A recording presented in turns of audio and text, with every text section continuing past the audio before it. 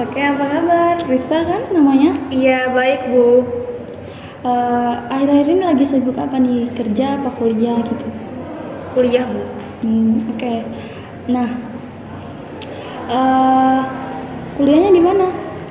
Kuliahnya di UIN Malang. Ambil jurusan? Pendidikan Bahasa Arab dan sekarang semester 5 akhir. Oh, berarti udah ini ya, udah senior ya? Iya, bisa dibilang begitu. Saya Terus? juga punya senior juga. Oke. Terus sekarang juga udah pekan-pekan UAS kan? Iya, pekan-pekan kelas karena di akhir penghujung semester 5. Oke, lagi sibuk-sibuknya ya sekarang. Ah, eh, Sekarang kita punya sesi konseling yang mana kamu nanti cerita-cerita ke saya. Itu kita punya waktu 1,5 jam. Nah, nanti kamu boleh menceritakan apa saja yang mau kamu ceritakan, mengekspresikan apa, boleh sedih atau bahagia, nangis juga nggak apa-apa, nggak usah sungkan ya sama saya, nggak usah takut atau gimana kalau cerita saya tersebar ke orang lain gitu, nggak usah takut ya, soalnya di sini rahasia kamu akan aman sama saya. Jadi silahkan cerita apa saja yang mau kamu ceritakan, keluarkan apa saja untuk kamu. Oke? Oke. Bersedia? Sedia. Sekarang boleh cerita gimana? Oke, jadi begini Bu. Saya adalah salah satu anak dari sebuah keluarga yang mana saya punya 2 kakak laki-laki. Nah, sebenarnya masalah ini dibilang terlalu besar ya enggak juga, kecil ya enggak, jadi tengah-tengah gitu. Cuma masalah ini tuh membuat saya sangat-sangat terpressure, saya tertekan banget dan saya stres dan juga pastinya itu akan lama-kelamaan mempengaruhi mental saya, benar kan ya? Betul. Nah, makanya dari itu ini saya merasa udah benar-benar di titik yang saya nggak tahu lagi mau buat apa. Makanya kata teman saya disuruh konsul ke ibu gitu. Jadi masalah saya adalah anak terakhir perempuan dan saya itu selalu dibanding-bandingkan dengan kakak-kakak saya karena kakak Punya saya kakak iya kakak cewek apa cowok? laki-laki. Oke. Kan tadi sudah iya, kakak laki-laki ya.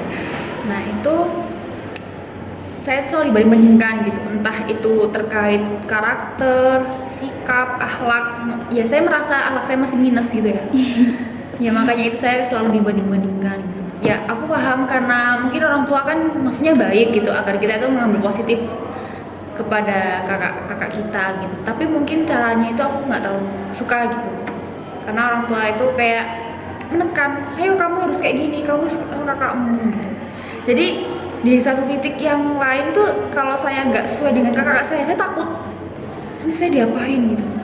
Ini belum maju aja saya udah dibanding-bandingin gitu. Betul. Jadi saya kayak harus gimana? Sedangkan saya sudah mencoba mengomunikasikan kepada orang tua saya kayak tolonglah jangan dibandingin. Karena setiap anak membawa karakternya masing-masing. Meskipun sama satu produk, tapi kan beda-beda ya karakter, nggak selalu sama satu pabrik gitu kan. Oke, betul. Nah, kalau boleh tahu nih, hal apa yang bikin kamu tuh bener-bener tertekan dan gak nyaman kalau misal orang tua kamu nyuruh apa gitu, tapi kamu tuh nggak nyaman gitu, gimana? Mungkin jadi saya itu kan kuliahnya itu kan pulang pergi ya Bu. Oh iya, pulang pergi ya berarti. Iya, pulang pergi dan dari rumah ke kampus tuh sekitar 1 jaman lah. Lumayan kan ya, jauh. Naik motor? Iya. Naik motor sendiri? Iya. Nah terus ada beberapa kali momen dimana aku tuh mengerjakan kerja kelompok sama teman-temanku. Oh, iya. Jadi kan dan itu kan kita di luar prediksi kita ya, selesainya jam berapa. Kadang-kadang itu saya selesainya tuh sampai jam 10. Itu baru selesai. Jadi kalau perjalanan ke rumah otomatis jam 11 baru nyampe gitu. Nah itu saya dimarahin karena katanya perempuan itu harus nggak boleh keluar malam-malam, harus di rumah kayak gini bla bla bla pokoknya gitu kan. Padahal saya menjelaskan kalau saya itu ada kerja kelompok, ini tuh juga mengerjakan tugas kuliah, saya berkeliaran nggak jelas gitu loh. Saya ada tujuannya, tapi ya itu ini saya dimarahin. Oke, terus yang masalah dibanding-bandingin itu gimana? Ini membandingin itu karena saya juga nggak tahu. Kakak-kakak saya mungkin mereka itu lebih disiplin, terus mereka itu lebih patuh ke orang tua. Mereka nggak pernah komplain, meskipun salah itu mereka tuh nggak pernah kayak nggak gitu bu. Saya tuh kayak gini-gini. Mereka nggak pernah kayak gitu. Jadi mereka kalau dikasih tahu orang tua mereka diem. Memang bagus ya. Cuma mungkin karakter saya aja yang keras kepala. Jadi saya memang beberapa kali yang dibilangin itu saya bukan ngelawan sih, saya hanya menyuarakan aja. Ya itu sih. Ya mungkin karena itu saya dibanding-bandingin. Kayak nggak sesuai sama yang kamu inginkan gitu. Iya. Padahal tujuan kamu bagus, tapi kamu nggak diizinin atau nggak diperbolehin gitu ya sama orang tua kamu. Oke, terus dari masalah yang udah kamu ceritakan ke saya itu sudah mengusahakan untuk penyelesaiannya nggak? Misal komunikasi atau gimana gitu? Iya, beberapa kali saya suka mencoba untuk berkomunikasi kepada orang tua bahwa saya itu seperti ini itu karena ada alasannya A B C D gitu. Tapi mungkin misalnya kayak kalau ada anak yang nggak sesuai dengan keinginan hatinya atau mungkin dia merasa sakit hati atau apa, kan dia pasti mengekspresikan dalam bentuk hal yang berbeda-beda. Nah kalau saya itu saya diem, nggak ngomong sama sekali. Saya mengunci diri di kamar gitu. Oh itu pas waktu ngambek gitu ya? Iya, jadi aku ngambek, dan itu pun kalau saya ngambek saya malah dimarahin lagi. Dimana malah double gitu loh marahnya. Jadi saya malah kayak nangis gitu. Seharusnya saya itu marah karena pengen di ngertiin gitu, pingin menyadarkan mereka kalau mereka itu salah gitu, atau mungkin agar mereka itu bisa introspeksi lah, apakah salah ngomong atau apa sehingga si anak ini marah. Mereka nggak kayak gitu, malah aku yang dimarahin lagi. Nah kayak playing victim gitu loh. Waduh, oke.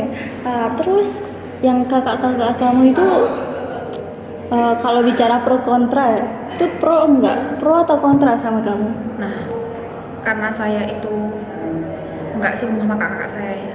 Ya? Nggak serumah. Oh, berarti kakak kamu Udah menikah semuanya. Oh, berarti kamu sekarang sendirian gitu ya? Jadi iya. Dan orang-orang tua saya itu menilai kakak saya karena mereka memang bagus gitu loh. Jadi saya dibanding-bandingin. Jadi sampai saat ini pun saya juga belum komunikasi sama kakak saya. Berarti kurang komunikasi ya? Kakak, ya belum pernah. Nah, misal kalau ada waktu kakak kamu pulang ke rumah ya, kan pasti pulang kan? Kayak 1 atau 2 kali selama sebulan gitu mungkin. Nah itu bisa kamu cerita ke kakak kamu, mungkin bisa membantu kayak menjembatani kamu untuk berkomunikasi sama orang tua gitu, biar orang tua kamu tuh bisa sesuai sama apa yang kamu inginkan. Misal aku tuh harusnya maunya kayak gini, cuma kenapa orang tua aku nggak pernah dengerin aku gitu. Nah mungkin kan kamu bilang kakak kamu itu kayak penurut gitu ya, jadi kayak misal di kakak kamu ngomong atau gimana gitu, mungkin orang tua kamu bisa kayak oke gitu, jadi kamu bisa terbantu dengan adanya kakak kamu itu. Yang kalau kayak gitu belum ya berarti, jadi misal ada kesempatan gitu, boleh kamu cerita ke kakak kamu. Nah terus yang sedang kamu fokuskan sekarang itu apa? Misal kamu impiannya apa gitu? Impian saya, impian kamu yang terhalang sama orang tua gitu gimana? oh iya, jadi sebenarnya saya itu suka nyanyi. Oke, nyanyi. Tapi orang tua saya tuh kayak selalu mendistraksi saya itu harus bisa dalam akademik gitu. Jadi apapun yang saya lakukan, entah itu kesenangan, itu harus ada korelasinya sama akademik saya, berdampak gitu loh. Jadi kan kalau nyanyi itu kan di luar akademik ya, itu kan seni. Hobi gitu ya, hobi kamu Iya, gitu. hobi. Jadi orang tua tidak mendukung, bukan kurang mendukung tapi tidak mendukung. Padahal ketika menyanyi itu saya tuh sangat senang dan saya bisa berekspresi dengan secara luas, tidak terbatas. Tapi dalam hal akademik, kalau saya boleh tahu, kamu juga masih ini kan, maksudnya nggak jelek-jelek banget gitu kan? Biasa aja. Biasa aja. Ya mungkin bisa ini, akademik kamu itu pokoknya jangan sampai terdistraksi dari hobi kamu gitu kan. Maunya orang tua kamu mungkin baik, seharusnya baik, soalnya pengennya anaknya tuh pinter itu. Nggak mungkin mereka pikir nyanyi tuh kayak ya hobi-hobi doang gitu kan. Tapi kalau kamu menyanyi itu kan kamu merasakan kesenangan, kenyamanan gitu kan. Nah, kamu bisa fokus aja nyanyinya, tapi jangan sampai mengganggu akademik kamu. Bisa kamu fokus ke situ, fokus ke satu titik aja. Nah, pas misal ada kejadian dibanding-bandingin lagi gitu kan, kamu bisa anggap angin lalu, mungkin kayak gitu bisa. Atau enggak gimana? Lanjutkan aja. Atau enggak bisa opsi terakhir nih, kayak misal kamu udah capek banget gitu ya di rumah, dimarah-marahin atau di kayak yang kamu bilang dibanding-bandingin gitu, kamu bisa refreshing dulu keluar gitu, mungkin ke tempat wisata atau ke hotel mungkin untuk setengah hari, atau kalau bisa sehari nginep gitu nggak apa-apa, buat bikin kamu tuh refresh lagi gitu. Jadi kamu bisa pas pulang itu tuh bisa kayak misal cerita-cerita gitu dengan kepala dingin. Terus usahakan kalau cerita itu juga pas orang tuanya kamu dalam suasana hati yang baik juga gitu, biar masalah yang kamu ceritakan mungkin kamu bisa menyelesaikan dengan itu.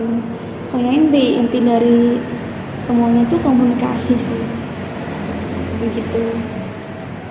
Iya.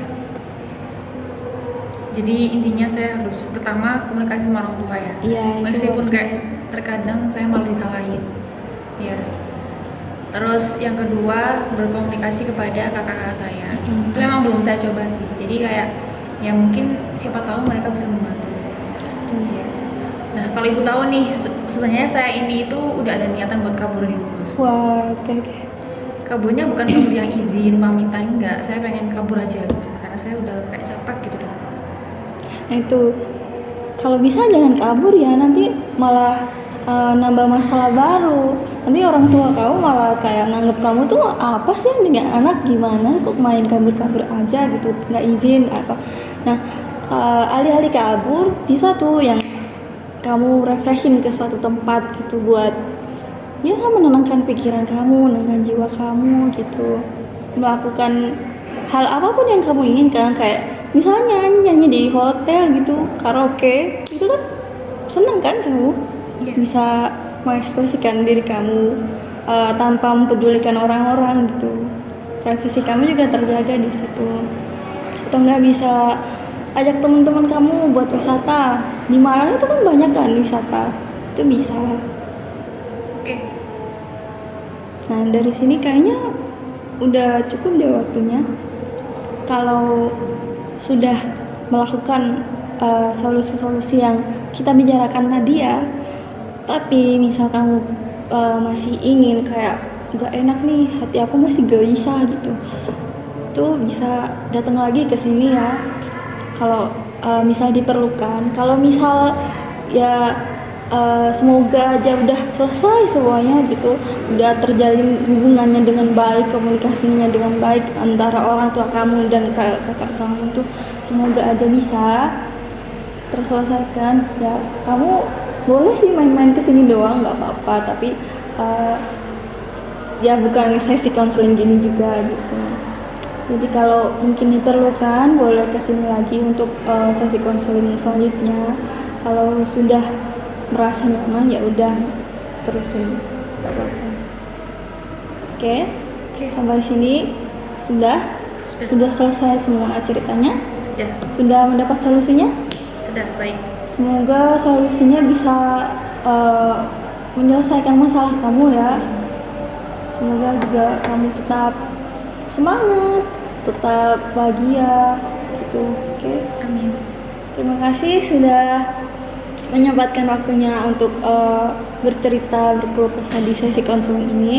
Saya ucapkan mohon maaf juga misal saya tadi ada kesalahan kata atau gimana sama kamu. Oke, terima kasih. Sesi konseling ini udah bisa diakhiri ya. Baik. Oke, saya akhiri. Assalamualaikum warahmatullahi wabarakatuh. Waalaikumsalam warahmatullahi wabarakatuh.